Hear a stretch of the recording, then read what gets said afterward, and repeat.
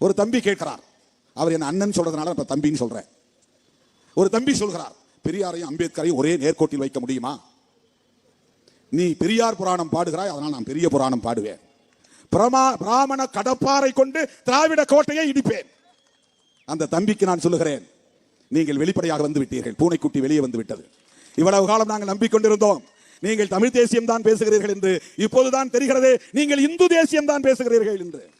நீங்கள் இந்து தேசியம் கூட பேசவில்லை, பிராமண தேசியம் பேசுகிறீர்கள், கோல்வாக்கர் தேசியம் பேசுகிறீர்கள். எவ்வளவு பெரிய ஒரு ஏமாற்று நடவடிக்கை இது. எது தமிழ் தேசியம்?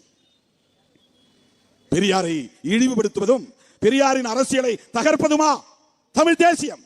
நீ திமுகவை வீழ்த்துவதற்காக மட்டும் போராடவில்லை, பெரியார் அம்பேத்கர் பேசிய அரசியலையும் சேர்த்து வீழ்த்துவதற்காக போராடி கொண்டிருக்கிறீர்கள். தம்பி சீமானும் தம்பி விஜயும் இன்றைக்கு RSS பெற்றெடுத்த பிள்ளைகள் என்பது அம்பலமாகிவிட்டது. பாஜகவின் பிள்ளைகள் என்பது அம்பலமாகிவிட்டது. பிரபாகரன் பெயரை சொல்லி தமிழ்நாட்டு மக்களை ஏமாற்றி விடலாம் என்று கணக்கு போட வேண்டாம், சொல்ல கடமைப்பட்டிருக்கிறோம். திக காரர்கள் பேசாமல் இருக்கலாம், திமுக காரர்கள் வாய்மூடி மௌனித்து இருக்கலாம், திருமாவளவனால் அப்படி இருக்க முடியாது. திமுகவும் திகவும் அமைதியாக இருக்கலாம், அதற்கு பல காரணங்கள் இருக்கலாம். நாங்கள் உயர்த்தி பிடிக்கிற அரசியல் திராவிடம் என்கிற சமூக நீதி அரசியல்.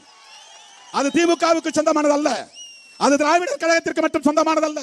எனது பாட்டன் அயோத்திதாச பண்டிதர் முன்மொழிந்த அரசியல், ஆரியத்திற்கு எதிரான அரசியல், பார்ப்பனியத்திற்கு எதிரான அரசியல், புரட்சியாளர் அம்பேத்கர் உயர்த்தி பிடித்த அரசியல்.